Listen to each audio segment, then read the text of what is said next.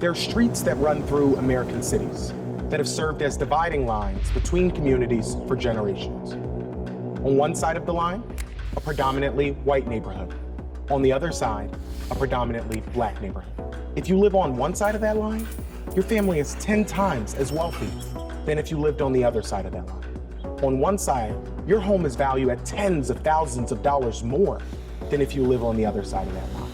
A big part of what has kept Black Americans from having the same opportunities as white Americans have been those red lines.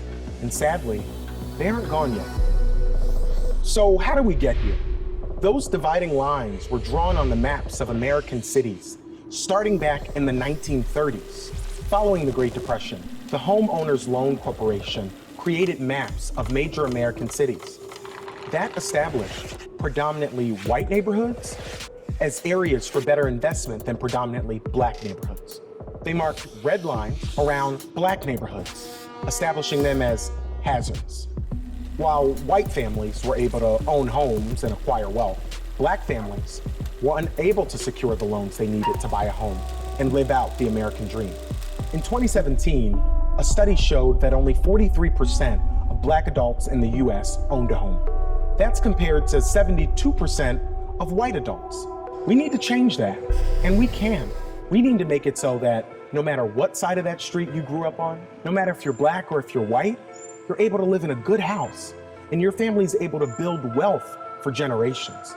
That's why Joe Biden's proposing that we eliminate all regulations at the state and local level that perpetuate racism, that we create a $15,000 new homeowners tax credit to bring in people who've historically been left out of housing opportunities. Joe will make sure that we hold financial institutions accountable for discriminatory practices in lending.